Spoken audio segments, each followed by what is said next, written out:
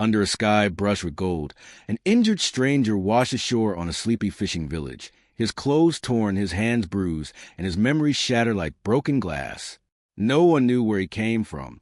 No one dared to go near him, except her, the fisherman's daughter, a quiet girl with kind eyes and a courage she never claimed to have. She found him half-conscious on the sand, waves licking at his boots as if trying to pull him back into the secrets he came from. When he opened his eyes, there was nothing, no past, no name, no identity, only fear. She reached out her hand, and without knowing why, he trusted her.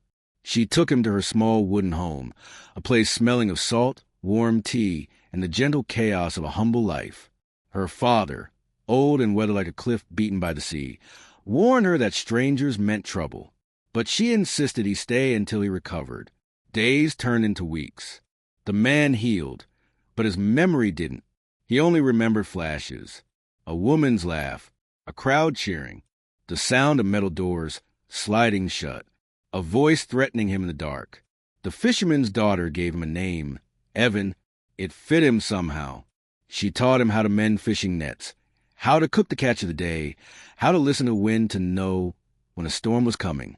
And he, in return, helped her mend broken planks, lift heavy crates, and carry her father's boat when the old man's knees gave out. The villagers watched Evan with suspicion at first, but they eventually warmed to him because she believed in him. Yet something inside Evan kept stirring, an unease, a pull, a faint whisper that he didn't belong there. The world he had lost was calling for him, and it wasn't a quiet world. It felt large, powerful, dangerous. One evening, during a crimson sunset, he and the fisherman's daughter sat by the pier. The waves glowed like burning embers. "Do you ever wonder who you were?" she asked softly. "Every minute," he replied. "But I'm afraid of remembering." "Why?" He hesitated. "Because the pieces I do remember feel heavy." She placed a hand gently on his. "Whatever your past holds, you're not alone." Her touch calmed the storm inside him, until a distant sound ripped the moment apart. A helicopter. It flew low over the shoreline, its searchlight sweeping across the village like a hungry eye. Evan froze. Something inside him jolted. Fear and recognition. The fisherman's daughter felt his hand tremble. "Evan, what is it?" she whispered. Before he could answer, a sharp pain stabbed through his head. Images exploded in his mind. An office above the clouds, a boardroom filled with men in suits, a signature on a $1 billion contract, and then betrayal. Someone grabbing him, a car door slamming, a fall, water, darkness. He staggered back, gripping the pier rail as the helicopter circled again. The villagers stepped outside, murmuring nervously. The fisherman's daughter held Evan's arm, steadying him. "Evan, talk to me. What do you remember?" His voice shook. "I think I wasn't just someone. I was someone important, someone they're looking for." The helicopter's spotlight suddenly locked onto Evan, blinding them both. Gasps echoed from the villagers. The fisherman's daughter pulled him behind a crate. "Why would they be searching for you like this? Are they dangerous?" Evan didn't answer. Another shard of memory struck him. Papers burning, a friend shouting at him to run, masked men closing in. His breathing quickened. The helicopter began to descend. Men in black uniforms prepared to jump out as the wind roared through the village. The fisherman's daughter grabbed Evan's face, forcing him to look into her eyes. "Evan, listen. Whoever you were doesn't matter right now. What matters is that you're in danger. Tell me what you need. Tell me how I can help you." I don't know," he whispered, voice breaking. "I don't even know who to trust." "You can trust me," she said without hesitation. He swallowed hard, nodding. He didn't know his past, but he knew this girl had become his present. Before he could say more, her father rushed toward them. "Hide him!" the old fisherman barked. "Now." The helicopter landed with a violent whirl of dust and wind. Armed men jumped out, scanning the area with military precision. One of them shouted, "We know he's here. Bring out the billionaire. Alive." Evan's heart dropped. Billionaire. The word thundered in his skull, unlocking yet another memory. Cameras flashing, bodyguards surrounding him, reporters begging for statements. He had been a powerful man, a wealthy man, a man someone wanted erased. The fisherman's daughter pulled him toward the back of the house. But before they could reach it, a shadow stepped into their path. A tall man with cold eyes. A man Evan recognized even without remembering his name. "Found you," the man said quietly, reaching for a gun. Evan froze, his breath turning thin and sharp as the man's hand tightened around the gun. The world around him seemed to shrink. The ocean muffled its roar, the villagers held their breath, and even the wind felt suspended in fear. The fisherman's daughter instinctively stepped in front of him, her arms spread as if her small frame could shield him from whatever nightmare had followed him here. "Move," the man said coldly. She didn't. Her voice trembled, but her stance didn't. "You're not taking him." The man sneered. "You have no idea who he is, or what he's done." Evan's heart twisted. What had he done? Why did this man look at him like he was something dangerous, something unforgivable? Memories pulsed behind his eyes, trying to break through like trapped thunder. Boardrooms, contracts, a rival leaning close and whispering, "You won't survive this deal." Then darkness, water swallowing him, a hand pushing him under. The man stepped closer, forcing her backward. Last warning.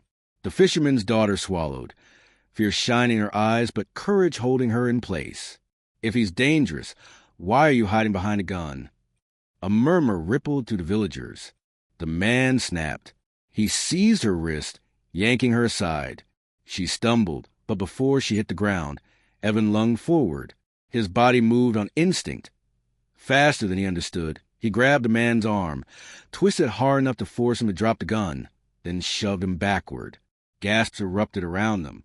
Even Evan seemed shocked at himself. The man hit the sand, but scrambled up with a rage that burned through the dusk. "So the billionaire remembers how to fight," he spat. "Too bad that won't save you." Another wave of pain burst behind Evan's eyes. Flashes of combat training, a private instructor, a security advisor telling him, "Asterisk your wealth makes you a target. Learn to defend yourself." Asterisk. But before the man could strike again, a voice barked from the helicopter. "Stand down." All heads turned. A taller man stepped out, his expression sharp but not hostile. He held no weapon. His suit was dusty from the landing, but he walked with the rigid confidence of someone used to being obeyed. Evan stared at him. Something about him sparked a flicker of recognition. Not fear this time, but familiarity. A memory of a younger version of that man laughing beside him in a glass penthouse. A handshake. A whispered promise. Asterisk, "Trust me." Evan, "I've got your back." Asterisk. The fisherman's daughter stayed close, her arm brushing his as if reminding him that she was still there. The newcomer raised a hand to the armed men. Everyone stepped back. "Now!" Reluctantly, the soldiers lowered their weapons. The cold-eyed man who'd drawn the gun glared but obeyed. The newcomer approached Evan slowly. "Do you know me?" Evan tried to speak, but confusion tangled his voice. "I think so." The man exhaled shakily. "It's me, Daniel, your closest friend, your business partner." His voice cracked, betraying the calm mask he tried to wear. "Evan, you've been missing for 3 months." 3 months. Evan staggered slightly. The fisherman's daughter steadied him. Daniel looked around at the villagers. Then his gaze softened when it settled on her. "Thank you," he murmured, "for keeping him alive." But she didn't relax. Her hand remained on Evan's arm. "Why are you looking for him with guns and soldiers?" Daniel's eyes darkened. "Because someone tried to kill him, and that someone thinks he's dead." He turned back to Evan. "I've been searching everywhere. Whoever attacked you, they're still hunting you." Evan's chest tightened. "Who?" Daniel hesitated, glancing at the armed men. "Not here. They can hear everything." The cold-eyed man scoffed. "He needs protection, whether you like it or not. He comes with us." Daniel shot him a deadly look. "He's coming with me, and he's going to decide what happens next." Evan's pulse thundered. Decide? How was he supposed to decide his fate when he barely remembered his name? As if sensing the battle inside him, the fisherman's daughter whispered, "Don't have to go with anyone you don't trust." Daniel stepped closer, lowering his voice. Evan, you're the CEO of the Harrington Group, one of the most powerful tech companies in the world. Before you vanished, you discovered corruption inside our board. Someone betrayed you. Someone tried to erase you. Evan's breath caught. Pieces clicked. Burning documents. A voice shouting run Evan, hands gripping him. A car door slamming. And then, water swallowing him whole. Daniel saw the recognition flicker across his face. You're remembering. Evan pressed a hand to his temple. Not enough. Too much. It's all fragments. The fisherman's daughter stepped in front of Daniel. Whatever his past is, he's safe here. You can't just drag him away. Daniel looked at her, not with annoyance but a weary kind of respect. I don't want to take him by force. I want him to choose. But if he stays here, he puts all of you in danger. The men who tried to kill him won't stop. The villagers exchanged frightened glances. The fisherman himself emerged from behind a boat, gripping a rusty spear as if he could take on an army with it. The cold-eyed soldier approached again, his voice edged with impatience. We don't have time for this. They could already be tracking us. The longer he stays exposed, the worse. Evan raised a hand. The soldier went silent. He turned to the fisherman's daughter. Her eyes shimmered in the dimming light, 1,000 unspoken fears and hopes flickering there. You saved my life, he murmured. You gave me a home when I had none. I don't want to leave you. Her breath hitched. Then don't. Daniel stepped forward. Evan, if you don't come with me, you may never get your memory back, and you'll be hunted every day, everywhere. Evan clenched his jaw. His mind was a battlefield, half of him pulled toward the life he had forgotten, the other anchored to the girl who had become his only comfort. The cold-eyed soldier muttered, This is absurd. He can make his decision after he's secured. Evan turned sharply. Enough. Everyone fell silent. For the first time since he washed ashore, Evan felt a strange strength rising inside him, a piece of the man he used to be. I'll go, he said quietly. The fisherman's daughter's fingers slipped from his arm, her face pale. He quickly added, but not without her. Daniel blinked. Evan, she stays with me. She's the reason I'm alive. The cold-eyed soldier looked outraged. Absolutely not. Daniel raised a hand. Quiet. He studied Evan, then her, then Evan again. After a long, tense moment, Daniel nodded slowly. Fine. She comes. But we move now.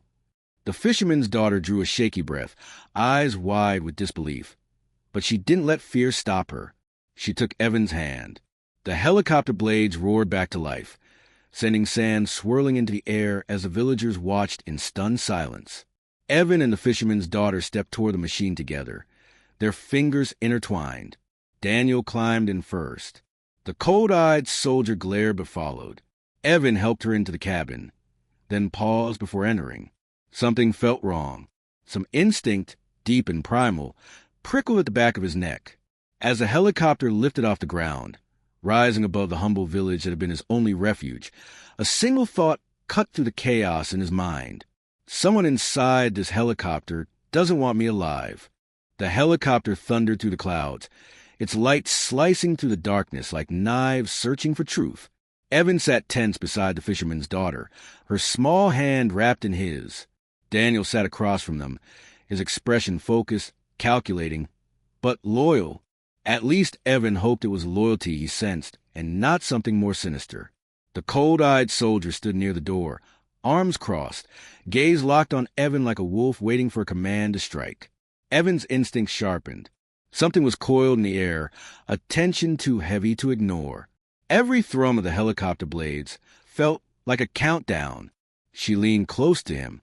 You feel it too? He nodded. Something's off. Daniel's voice cut through the hum. We'll be landing on a private island, the safest place until we can assess your memories fully. But Evan noticed the detail Daniel didn't offer, the island's name, its location, who would be waiting. The cold-eyed soldier shifted, hand brushing the holster of his sidearm. Too close, too ready. Evan met Daniel's eyes. Tell me something. When I disappeared, who accused you? Daniel blinked. What? Someone framed you. Evan said slowly as a memory surfaced like a shadow breaking through murky water. I remember a voice telling me you sold me out, that you profited from my disappearance. The fisherman's daughter narrowed her eyes at Daniel. Daniel clenched his jaw. Whoever told you that wanted you dead? I was accused, yes. The media went wild. The board suspended me. They believed I had ambition to take your place. And did you? Evan's voice was low but unflinching. Daniel's silence was long, painful, and yet honest. I wanted power, he admitted, but I never wanted you gone. I needed you alive. Evan, you're more than my partner. You're my brother. The fisherman's daughter studied Daniel's trembling hands. Not the hands of a liar, but a man carrying a heavy truth. But the cold-eyed soldier snorted. Touching. Evan turned. You're not part of this conversation. Actually, I am, the soldier replied, stepping forward. Because only one of us in this helicopter knows the truth of what happened that night. His hand suddenly snapped to his gun. The fisherman's daughter gasped. Daniel reached for his own weapon. Too late. The soldier fired. The bullet missed Evan by mere inches as Daniel tackled the soldier mid-shot. The helicopter lurched violently as the pilot screamed. Losing control for a moment, Evan grabbed the fisherman's daughter, shielding her with his body as the cabin rocked like a storm-tossed ship. Daniel and the soldier wrestled viciously, fists slamming against metal, boots scraping the floor. The soldier snarled, You should have died in that river, Harrington. But fine, let's finish the job properly. Who sent you? Daniel shouted, grappling for the gun. The soldier spat. The one who owns your board now. The helicopter nosedived suddenly. The pilot shouted, We're losing altitude. Evan sprang into action, grabbing the metal bar overhead to steady himself as he pulled the fisherman's daughter upright. Stay behind me. Daniel managed to elbow the soldier hard enough to loosen his grip. The gun skidded across the floor, stopping at Evan's feet. Evan kicked it away and lunged at the soldier.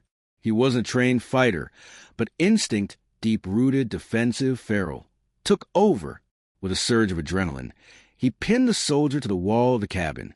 The soldier snarled. You really think you can stop what's coming? Your empire is already mine. Your assets, your tech, your inventions, your life is nothing now. Evan slammed him harder against the metal. My life is not my empire. The fisherman's daughter stepped forward, her voice shaking but bold. And he's not alone anymore. That moment of distraction cost the soldier. Daniel charged, grabbing him from behind, locking his arms until the pilot managed to steady the aircraft. Daniel gasped, Evan, the emergency cuffs. Behind your seat. Evan reached back, grabbed the metal restraints, and together they snapped them onto the soldier's wrists. He let out a furious scream, but he was secured. Breathing hard, Daniel sat back, wiping blood from his lip. He's been infiltrated into my team for months, watching me, waiting. Evan's heartbeat slowly steadied. The fisherman's daughter touched his arm, grounding him. You're safe. He looked at her, and something unspoken passed between them, something deeper than gratitude. Then he turned to Daniel. We need answers. All of them. Daniel nodded grimly. And you're to get them. The helicopter angled toward a glowing island in the distance. Unlike the city's glitter or the village's rustic calm, this island gleamed with security lights and steel. Walls, guards, preparedness. Welcome back to your fortress, Daniel murmured as they approached. Your real home. But Evan didn't look comforted. His gaze drifted to the fisherman's daughter. My real home isn't a place.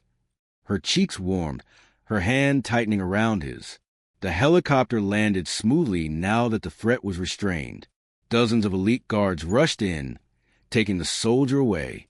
The moment Evan's feet touched the ground, memories crashed into him like a tidal wave. Meetings, betrayals, inventions he created to save lives, a company he'd loved like a legacy, and the night he was pushed into the car, drugged, driven to the docks, and left to drown. He staggered. She caught him again, as she always had. Daniel called for a medical team, but Evan lifted a hand. No, I need to speak. He stood tall despite the exhaustion, the weight of his past settling onto his shoulders. but so did his new strength. He looked at Daniel first. You didn't betray me. Daniel's eyes glistened. Never. Then Evan turned to guards. Prepare the boardroom. Every corrupt name will be removed from my company tonight. A collective murmur of shock echoed. Daniel straightened with pride. Evan finally faced the fisherman's daughter, the girl who had pulled him from the sea, who gave him a name when he had none, who protected him with nothing but courage. He stepped closer, voice soft. I don't know why fate washed me into your world, but I know it was an accident. Her eyes shimmered. You don't have to leave me behind now that you've returned home. No, he said gently, because you are my home, and I won't face what's coming without you. She reached for his hand again, and he held it firmly. And as the doors of the fortress opened and the soldiers stood in formation, and the storm of truth that awaited him rumbled ahead, Evan walked forward not as a lost billionaire reclaiming a broken empire, but as a man reborn with a woman who saved his life walking beside him. The battle for his legacy was about to begin, and the world had no idea who he had become.